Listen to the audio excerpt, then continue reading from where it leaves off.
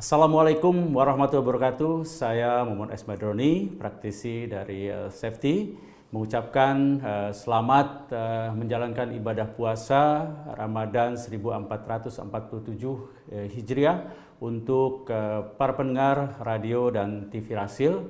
Semoga puasa kita diberikan kelancaran dan menjadi amal ibadah yang dicatat oleh Allah Subhanahu wa taala untuk menjalankannya. Terima kasih.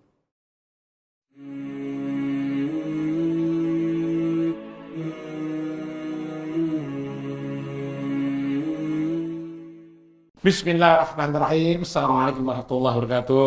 Alhamdulillah, sekarang saya sedang berada di sebuah rumah yang begitu nyaman dan asri. Kita jumpa lagi dalam acara Bincang Inspirasi. Kami sedang berada di sebuah rumah yang luas, ribuan meter. Di sini ada pohon, apa namanya itu, jambrang, ada pohon coklat, ada pohon apa yang dari Irian, Matoa. mato, ada penanam, pokoknya pohon-pohon langka. Karena narasumber kita nih penggemar yang langka-langka.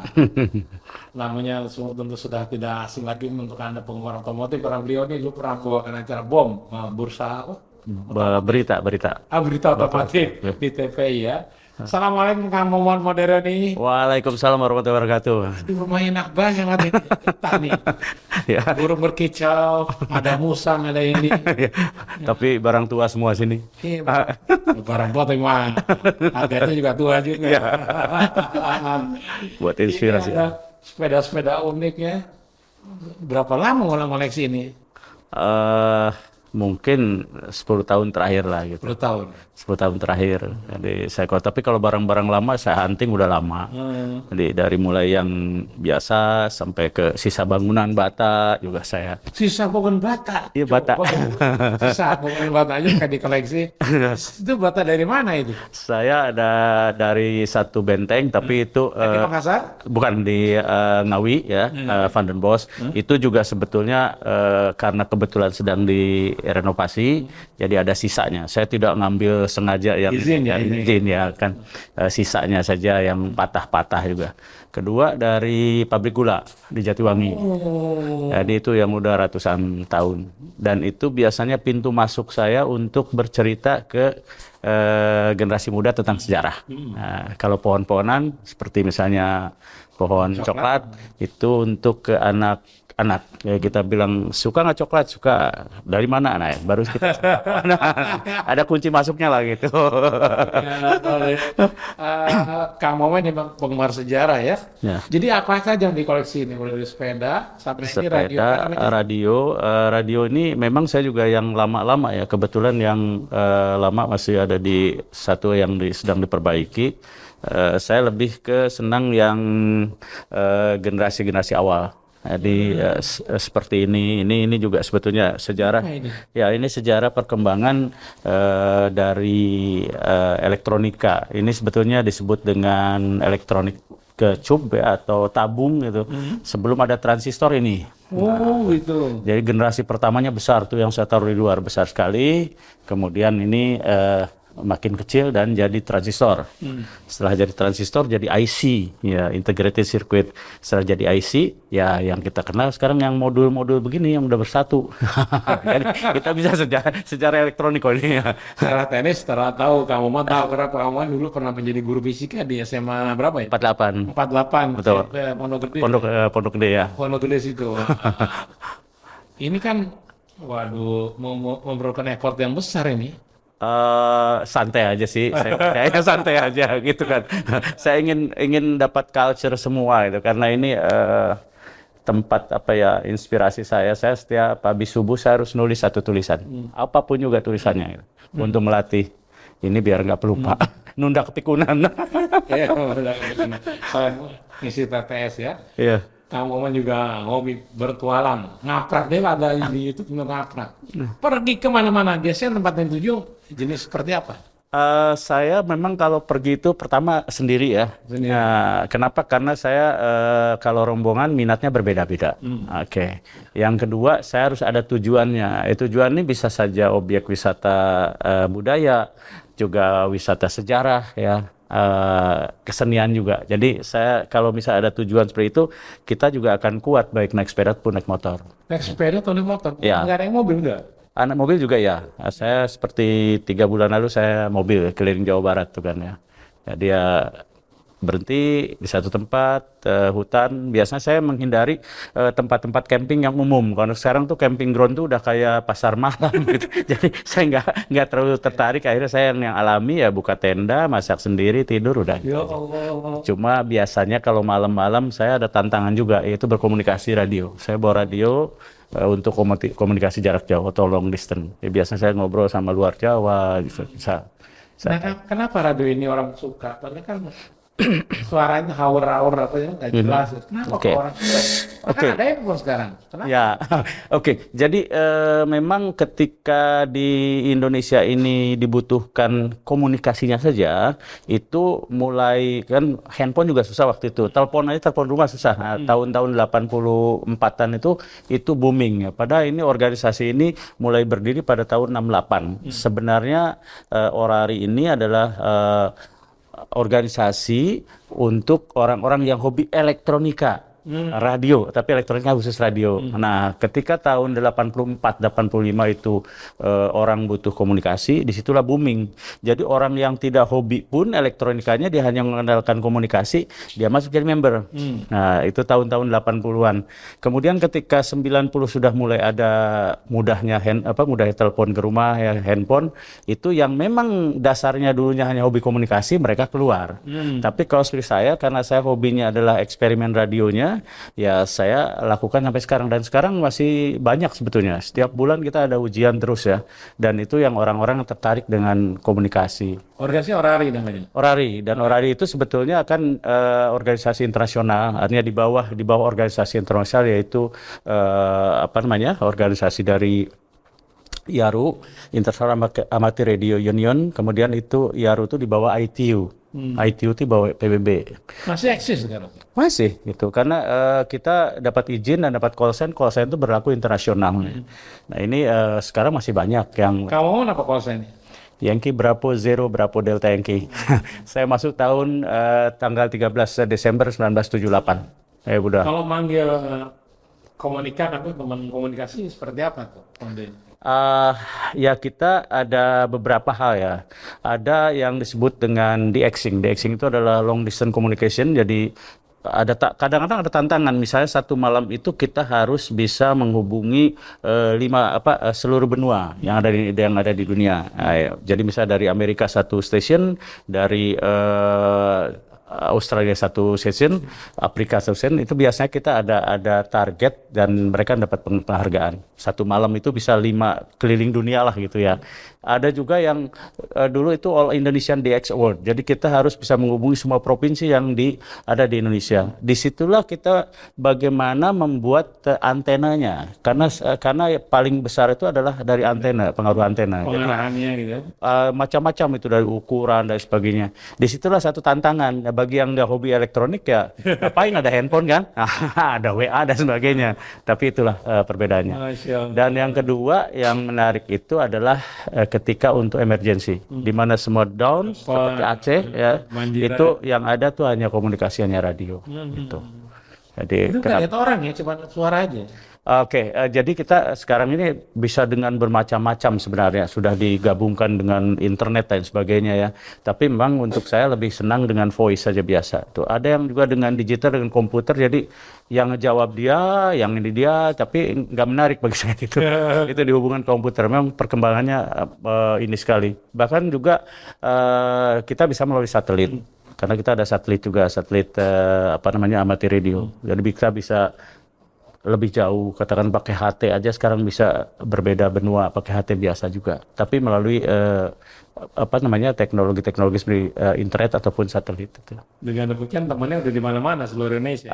Iya betul. Jadi kita nanti biasanya kalau kita komunikasi dengan luar itu ada etika harus mengirimkan kartu, QR card. Kalau dulu ya dengan SIM kartu kita kirim, dan kalau sudah menerima itu kita harus membalas etikanya. Nah ini sekarang sudah tidak dilakukan seperti itu, tapi dengan komputer aja, jadi ketahuan kalau kita udah pernah komunikasi, di situ itu untuk menunjukkan bahwa kita sah atau tidaknya komunikasi. Karena kalau misalnya kita mengumpulkan katakanlah dalam 1 tahun terus sekian bisa berkomunikasi, itu ada piagam-piagam tertentu yang dikejar. Itulah satu tantangan gitu untuk anggota itu. Tidak hanya ngobrol. Cuman di Indonesia dulu dikenalnya itu hanya orang yang umum itu hanya 2 meteran untuk pacaran, untuk apa.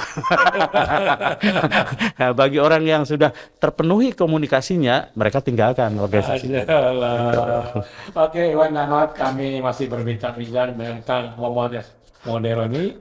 Kami berada di rumahnya yang sangat asri, banyak pohon-pohon angka-angka, suara burung, rumputan-rumputan. Tadi kita sholat, Masya Allah, nikmat sekali.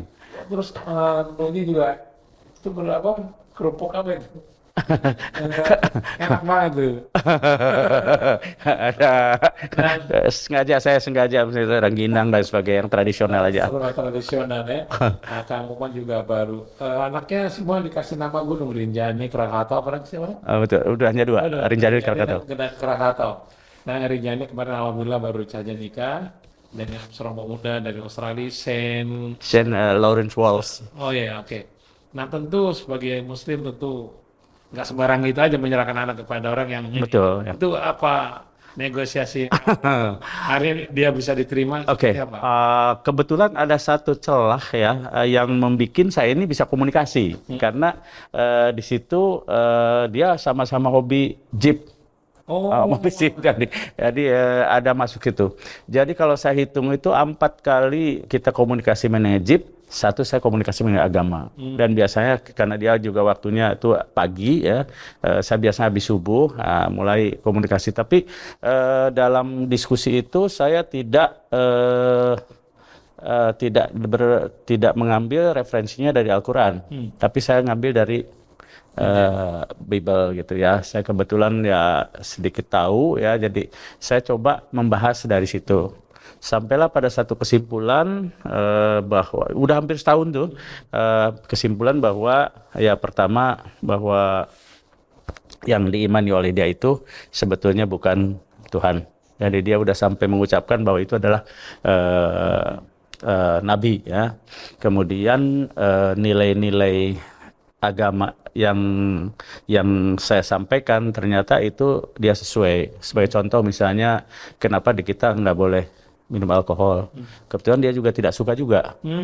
Kemudian pakaian-pakaian minim untuk perempuan. Dia juga ternyata nggak senang juga. Kehidupan malam juga enggak ya. Tato juga enggak. Nah disitulah sudah punya kesimpulan bahwa yang diyakini oleh dia itu sebenarnya bukan Tuhan, tapi hanya Nabi. Sebagaimana kita akui juga. Baru saya berikan bahwa yang sesungguhnya Tuhan itu dalam hal ini Allah, ya seperti di Al-Ikhlas. Terakhir Al-Ikhlas. Dan ternyata dia menyatakan saya akan masuk Islam. Saya bawa ke Islamic Center di Bekasi. Itu persis hari Jumat, jadi sholatnya itu adalah sholat pertamanya adalah Jumat. Oh, Masya Allah. Tidak ada kendala, cuman ada satu yang menarik yang ternyata kita duduk bersila ataupun duduk tahiyat gitu ya, itu bagi mereka itu bukan kebiasaan dan itu jadi beban. Karena coba kita perhatikan ya, mungkin tidak ada di agama lain yang seperti itu, yang duduk apa segala macam kayak kita itu. Jadi ketika diskusi dengan sebelumnya saya bawa ke Ustadz Felix. Ya, saya ke rumahnya, jadi saya dapat waktu cukup lama diskusi ya. Itu duduknya itu seperti itu. Dia sakitnya 4 hari. Bersyukurlah kita yang dari mulai kecil udah belajar untuk sujud dan sebagainya. Kendalanya di situ aja sampai sekarang. Secara tauhid udah confirm ya, nggak apa-apa. Udah, dia sudah belajar ya apa namanya tuh mengucapkan Assalamualaikum, Alhamdulillah dan sebagainya. Cuman kemarin ada kesalahan itu, kita kasih tahu ada yang meninggal, dia bilang Alhamdulillah. Alhamdulillah masuk surga. Ya, oke. Yang lainnya sih enggak itu. Dan yang menarik lagi ya, selama ini mungkin dalam mindset saya bahwa orang asing seperti itu, yaitu ya budayanya begitulah, misalnya pakai minim dan sebagainya. Ternyata tidak gitu. Nilai-nilai leluhur dia juga menghormati yang tertutup dan sebagainya. Jadi kenapa orang tuanya sampai harus datang ketemu saya, karena sama-sama ketemu di Bali, anggapannya itu mungkin anak saya seperti itu mungkin ya, pakai minim. Ternyata dia juga nggak suka gitu. Jadi ada nilai-nilai luhur yang mereka juga sebetulnya tidak seperti yang seperti kita lah gitu. Gitu. Udah ketemu dengan keluarganya semuanya? Udah, justru karena ketemunya di Bali, jadi orang keluarganya juga rasa khawatir juga. Ya mungkin di Bali dalam quote-unquote kan, mungkin perempuannya kurang bagus dan sebagainya. Ketemu gitu. Oke. Nanti tinggalnya di Indonesia apa di Australia? Tinggal di Bali, dia kerja di Australia. Oh, gitu ya. Ya, dia kebetulan kan rosternya itu 2 satuannya 2 minggu kerja, 1 minggu free nih. Waduh, ntar lagi punya cuy. Biasanya, boleh gitu ya. Oke. Kamu kan saya lihat itu ada paling Binter ya. Ya. Ini kamu punya hobi yang antik-antik, motor Binter, apa gitu kayak Suzuki. Tahun berapa itu? Itu Suzuki itu agak muda ya, 90. Binter itu tahun 81. Ya kan, hunting juga dapatnya nggak tiba-tiba begitu. Saya hunting yang Binter tuh, saya dari Cirebon. Kebetulan juga historinya cukup panjang juga, katanya dia orang tuanya beli, kemudian anak-anaknya nggak bisa ngerawat, dia beli dari baru, ya saya beli. Kalau yang Suzuki saya beli dari Madiun itu, jadi hunting aja. Tentu anda penggemar motor kalau datang ke rumah kamu nih, Masya Allah. Bisa terkaget-kaget, apalagi nomor sepeda nih. Itu sepeda kayak sepedanya Pak Soeharno ya? Bukan ya, bukan. Ya, betul. Jadi itu Ontel itu Gazelle buatan tahun 1923. Gazelle. Jerman ya? Belanda. Oh, Belanda. Itu tahun 1923 saya dapat dari Bangka ya, kemudian dikirim sini. Kang Krista tahu mungkin ya, masih ingat ketika saya foto itu di jalan ke Bogor pakai itu, hanya ganti ban aja, saya ganti ban terus saya bawa ke Bogor, nyaman aja tuh. Masih ingat Kang Krista ada foto saya hujan-hujan.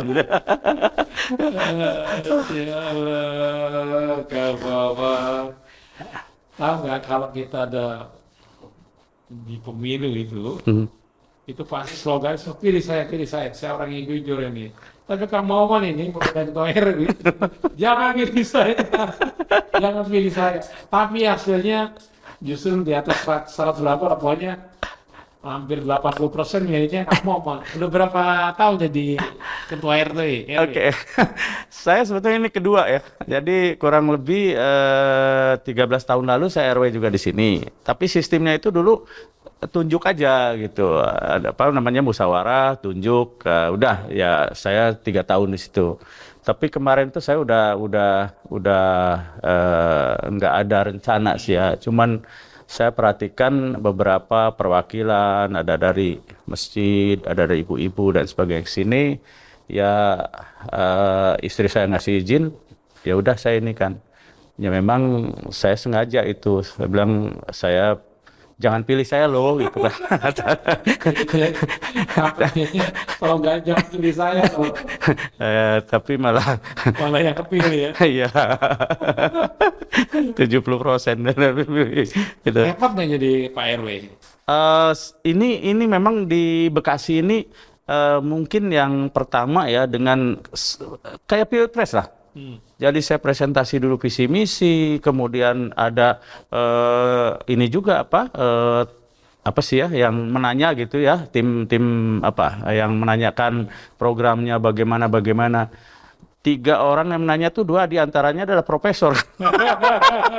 Udah pemilihan RW udah kayak apa aja. Jadi ya akhirnya ya kita ini kan ya semacam debat begitu ya. Kemudian terpilih ya. Kalau bicara ini beda sih ya dengan zamannya saya ketika RW pertama. Kalau RW sekarang ini mereka sudah tahu sosmed dan sebagainya. Kalaupun ada misalnya program di tempat lain ada, kok di tempat kita nggak ada. Jujur saja lebih gampang ngurusin organisasi yang lain lah, termasuk organisasi hobi. Daripada ini kita terlalu banyak itu jadi terlalu banyak perbedaannya ya. Kemudian kan menyangkut keamanan. Ini baru saja 2 hari lalu itu kan ada kasus lah transaksi narkoba. Oh, Jadi menariknya itu sekarang transaksi narkoba itu memang sih bukan yang kelas ini ya, tapi ada namanya rokok sintetis itu ya. Itu mereka itu naruh gitu ketika sepi satu tempat, kemudian motor itu ini nanti pembelinya ngambil di situ. Kecil tapi udah ada perjanjian mungkin. Nah itu juga saya baru, kalau dulu nggak ada kasus seperti itu. Ya, sekarang ada kasus seperti itu ya, transaksi yang artinya istilah mapping ya gitu. Gitu.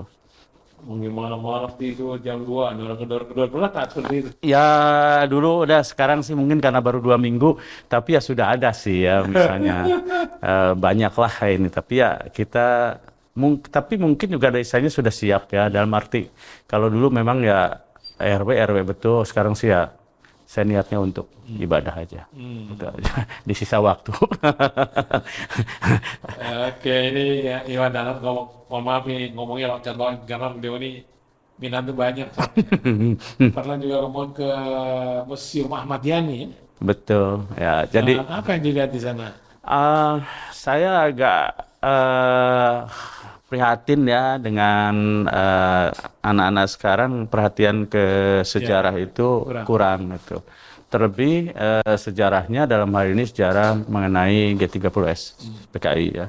Karena banyak sekali ya dengan apa namanya dengan era kebebasan ini banyak pendapat dan sebagainya. Kalau saya tidak melihat apa-apanya, yang jelas ada satu korban ya, kemudian ada satu gerakan ya, kita di samping kemanusiaan prihatin juga kita mengingatkan itu. Jadi saya memang setiap tanggal 30 itu biasanya saya dari tempat Pak Nasution ke Pak Ahmad Yani terus langsung ke Lubang Buaya.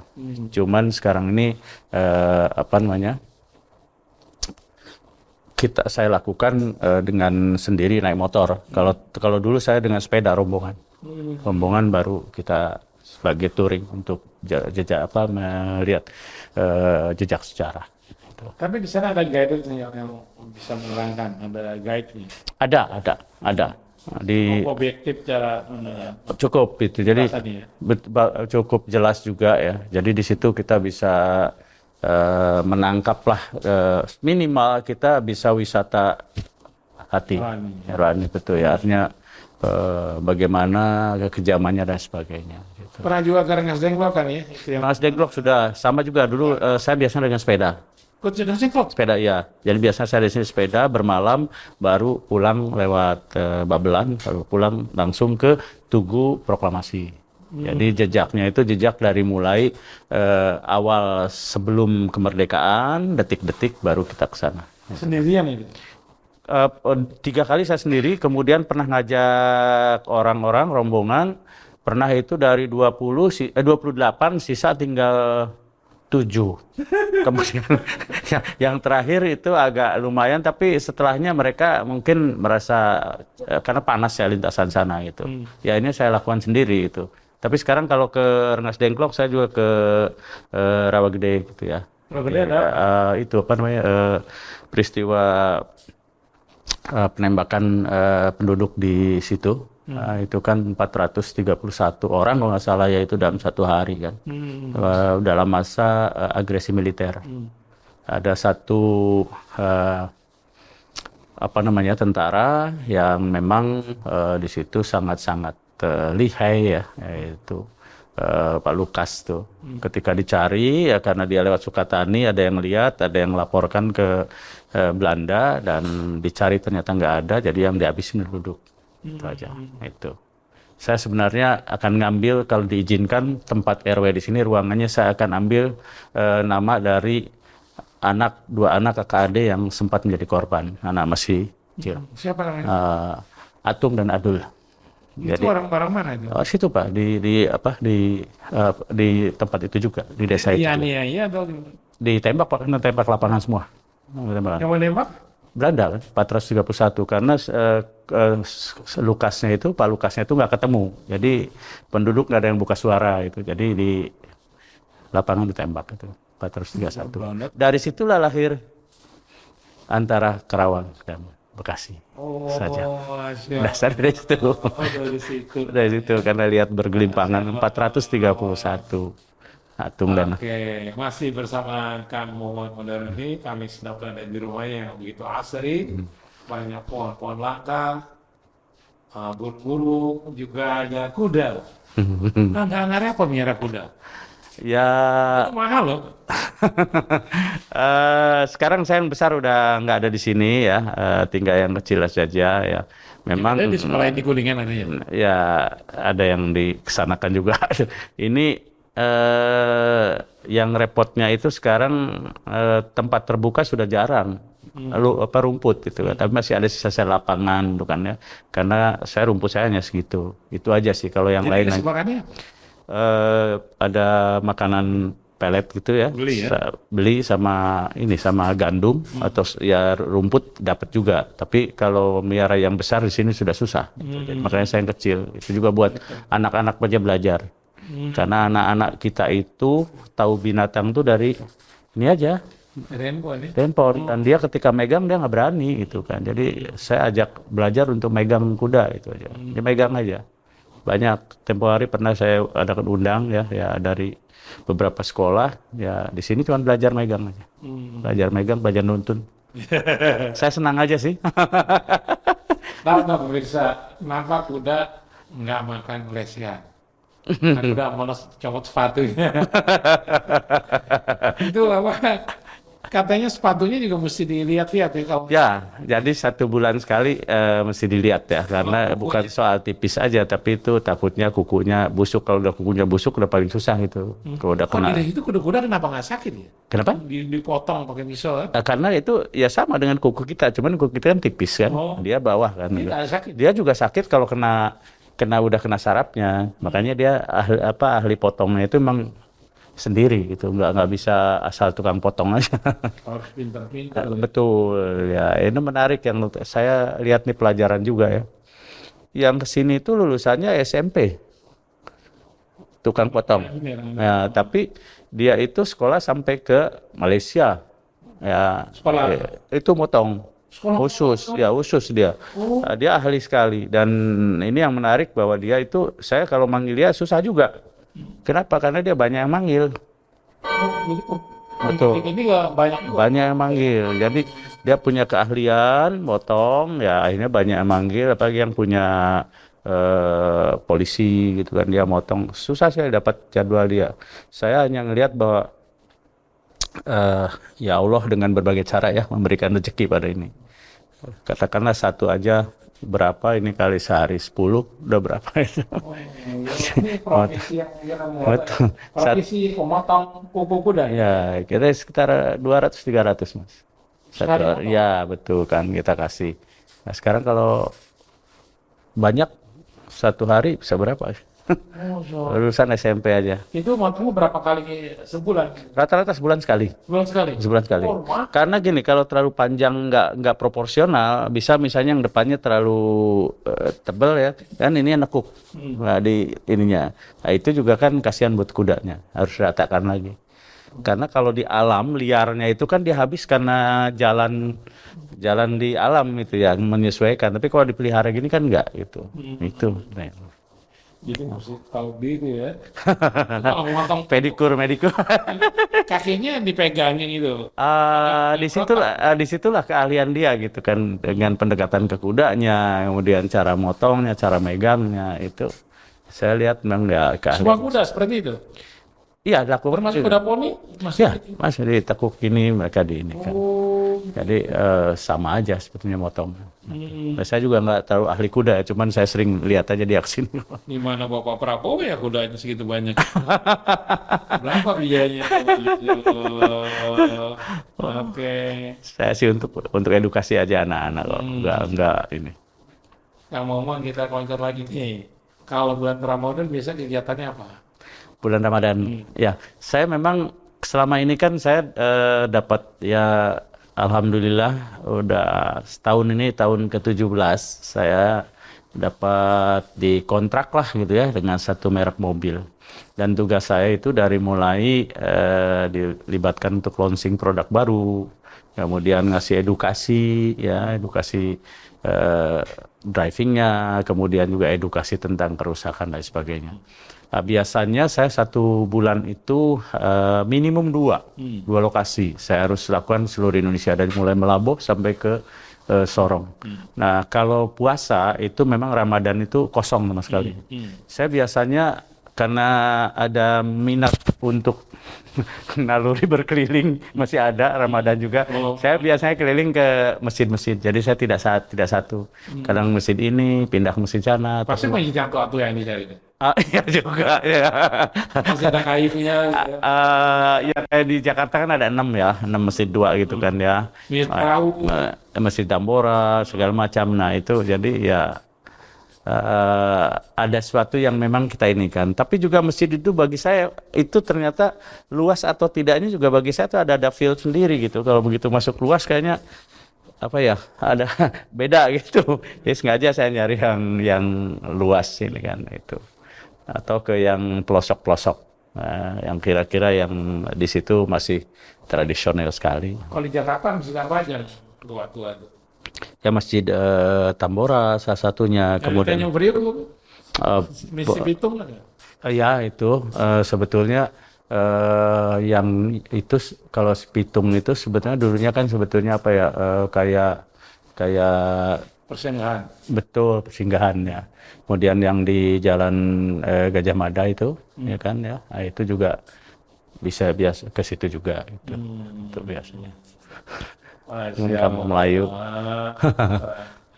Kamu mah datanya nih, kamu kenapa ngasih nama anak kok ke nama-nama gunung? Saya sebetulnya mereka ya kalau nama itu lebih ke alam ya, alam aja. Tapi saya juga tidak memaksakan untuk dia senang seperti saya ke gunung, tidak. Cuma khususnya yang perempuan itu dia tertarik ke gunung tuh setelah saya cerita. Saya naik gunung ke sini capek masak, dia ngebayangkan itu. Karena saya nggak bisa cerita anak-anak, misalnya apa sih kancil, nyolong timun, itu saya nggak bisa, nggak bisa. Jadi saya cerita tentang naik gunung, akhirnya dia tertarik gitu kan ya. Yang kedua juga tertarik kalau Krakatau memang. Pertama, nah ini tepat juga gitu ya. Waktu istri saya hamil itu ada acara saya ke Krakatau, tapi dia hamil masih belum ini. Dan lahirnya persis tanggal 27. 27 Agustus itu kan meletusnya Krakatau ya, 1883 kan. Itu meletusnya Krakatau itu 27 Agustus juga, persis juga. Dan itu Rinjani ya karena namanya lebih ke arah perempuan ya, jadi saya namakan Rinjani. Tapi alhamdulillah mereka sekarang ini banyak belajar dari alam. Oke. Masih di acara Minta Inspiratif atau bersama tokoh, bersama Kang Momon Moderni. Kami sedang berada di rumahnya yang begitu nyaman ya, duduk karena banyak pohon. Kang Momon, kemarin katanya Kang Momon ke Malaysia. Naik motor, udah mau capek, atau gimana ceritanya? Apa yang terjadi ke Malaysia di motor? Oke, jadi saya saya drop motor itu di Pontianak, nah, dari sini kirim di Pontianak. Kemudian dari Pontianak. Motornya apa jenis apa? Saya pakai Honda yang biasa saja, Honda buat touring itu CBS 150X ya. Kenapa saya sekarang menggunakan motor itu? Yang sebelumnya saya banyak menggunakan yang 650 cc. Tapi pengalaman ya dengan usia yang sudah 67 tahun ini, pernah saya miring jatuh gitu ya. Bukan jatuh di jalan raya, tapi karena saya salah di pijakan miring. Ngebanguninnya itu seberat ya? Berat sekali karena saya sendiri. Kalau rombongan kan mungkin dibantu kan. Nah ini mana udah mau maghrib gitu ya, agak repot ya. Saya putuskan yang kecil, yang ringan ya. Yang penting saya bisa jalan. Nah, oke. Dan pertimbangan kedua adalah spare partnya mudah didapat. Itu penting sekali. Karena pernah saya pakai motor yang berikan motor yang khusus ya. Nggak jauh-jauh, saya ke Babelan ada masalah, pulangnya susah gitu. Karena spare part susah gitu. Oke.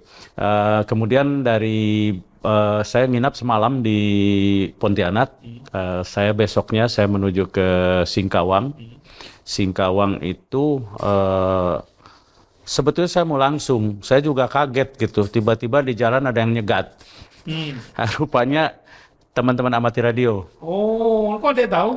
Tahu karena kita pakai ada aplikasi namanya APRS. Jadi APRS itu saya tahu temannya akan dilalui dan dia tahu juga saya dalam pergerakan, ya kan.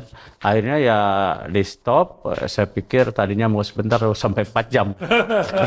Tapi ya itulah ketika naik sepeda ke Singapura, ke Malaysia juga saya justru dicegat itu di Melaka.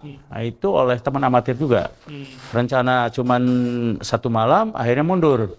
Karena tiap malam mereka ngejamuk gitu kan. Ya itulah salah satu keuntungan dari amatir radio itu sampai sekarang persaudaraannya dan kita bisa berkomunikasi. Nah, kembali ke tadi itu ya, saya dari Singkawang, saya langsung ke Sambas. Dari Sambas itu saya tadinya rencananya mau ke Aruk, langsung perbatasan itu. Aruk itu pintu perbatasan yang baru dibuka ya di era Pak Jokowi. Saya nginep di Sambas karena nggak mungkin keburu ke Aruk, baru besok ke Aruk.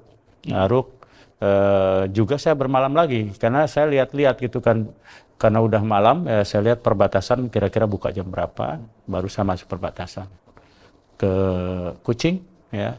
Saya keliling-keliling Paspor. ya. Bawa paspor ya.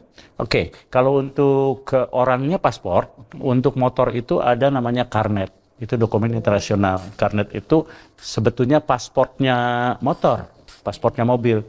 Itu Itu dapatnya di mana? saya melalui IMI. Saya jadi anggota IMI dulu, kemudian saya ajukan itu dapat itu. Di samping kita juga harus pakai SIM internasional.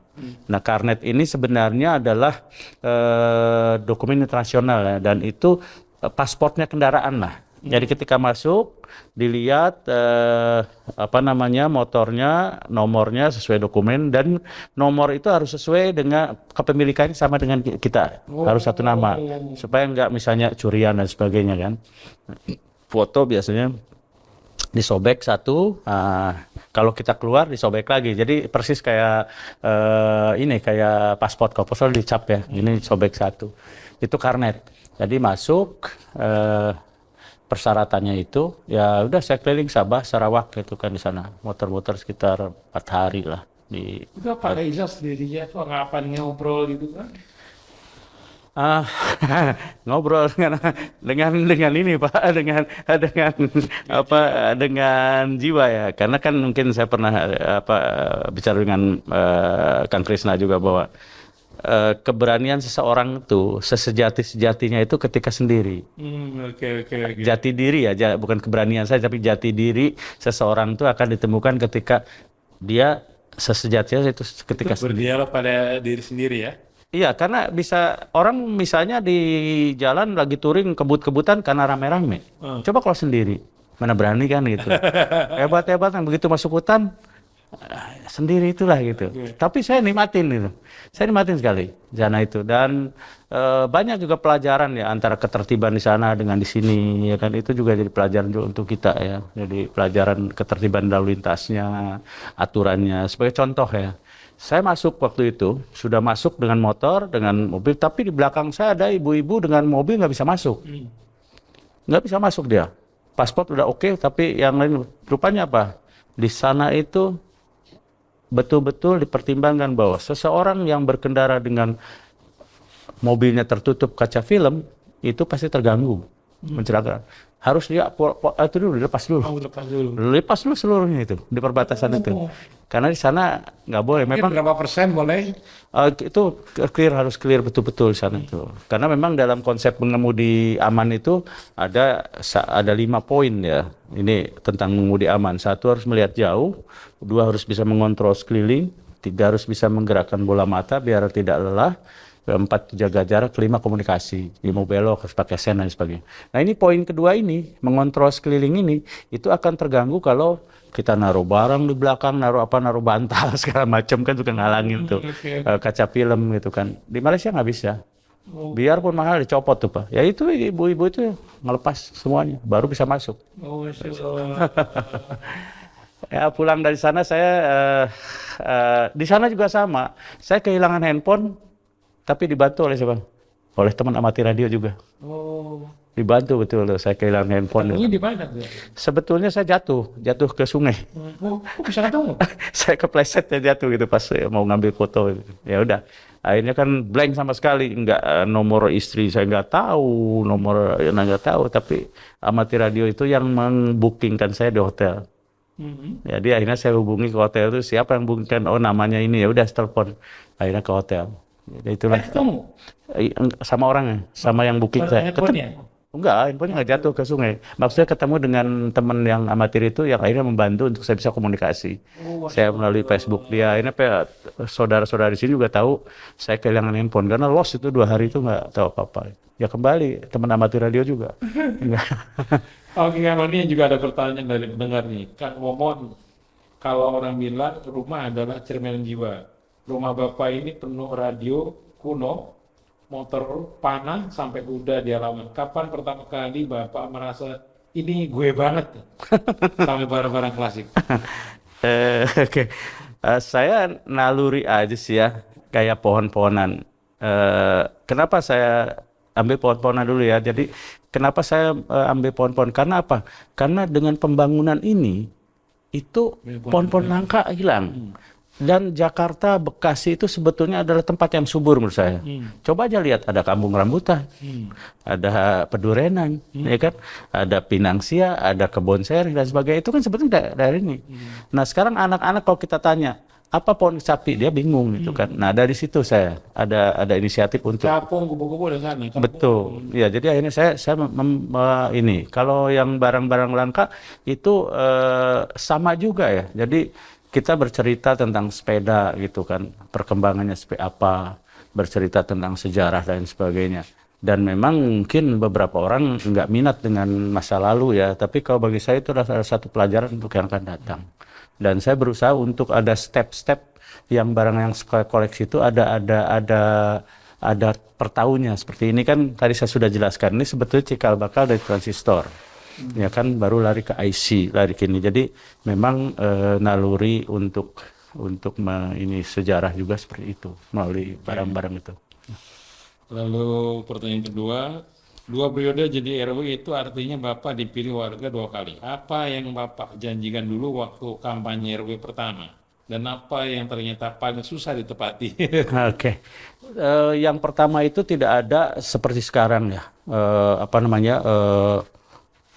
Namanya sampai debat dan sebagainya. Kalau saya tuh simpel aja. Kadang-kadang orang tidak bisa membedakan visi dan misi. Visi kan vision ya, cita-cita.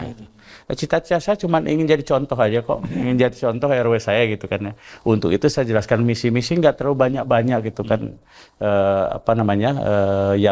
yang bisa dicapai. Nah, hanya biasanya itu orang tidak mentargetkan dulu per tahun. Kalau saya ingin per tahun, makanya saya tuh sebetulnya Januari ini mengadakan rapat kerja.